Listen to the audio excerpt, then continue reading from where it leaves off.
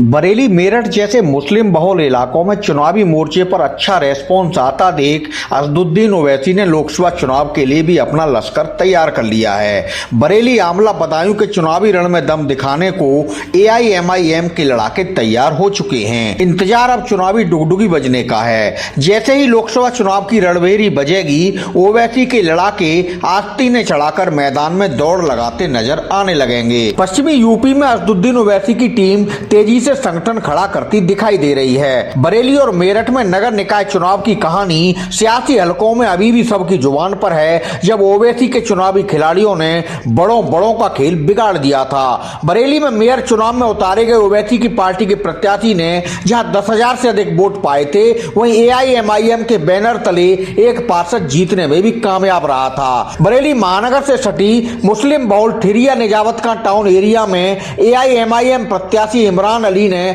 सबको पछाड़कर चेयरमैन की सीट पर कब्जा भी जमा लिया था। ओवैसी फैक्टर का ऐसा असर बरेली में तब देखा गया था जब असदुद्दीन ओवैसी बरेली में एक बार भी प्रचार करने नहीं आए थे। अब बात मेरठ नगर निगम चुनाव की करते हैं, जहां ओवैसी की पार्टी के 9 पार्षद शानदार जीत दर्ज करने में सफल रहे थे।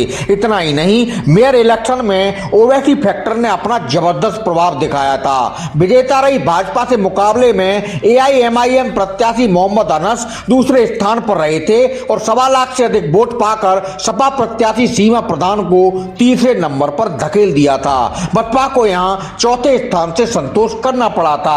असदुद्दीन ओवैसी ने मेरठ में चुनाव प्रचार किया था और मुस्लिम मसाइल व मसले उठाकर लोगों के दिलों में जगह बनाई थी। उसका सीधा असर चुनाव नतीजों में देखने को भी मिला था। मुस्लिम बाहुल्य इलाकों में बूथों पर ओवैसी की पार्टी के उम्मीदवारों के पक्ष में जमकर वोट बरसे थे। अब क्योंकि लोकसभा चुनाव का बिगुल बजने वाला है, तो निकाय चुनाव में पार्टी उम्मीदवारों के प्रदर्शन से खुश असदुद्दीन ओवैसी फिर प्रमुख जगहों पर चुनावी दांव खेलने को तैयार हो गए हैं। एआईएमआईएम सूत्रों के मुताबिक बरेली में पार्टी ने दमदारी से चुनाव लड़ने की रणनीति बनाई है। इसके लिए कई दावेदार लाइन में हैं, मगर कसौटी पर परखने के बाद मजबूत चेहरे का ही एआईएमआईएम से मैदान में आना लगभग तय है। बरेली में ओवैसी की पार्टी के लड़ाका कौन होगा, इस पर फिलहाल सस्पेंस बनाकर रखा गया है, मगर पार्टी पदाधिकारी इतना साफ तौर पर कह रहे हैं कि चेहरा ऐसा होगा जिसकी मुस्लिमों में मजबूत पकड़ नजर आएगी। बरेली की तरह आमला और बदायूं में भी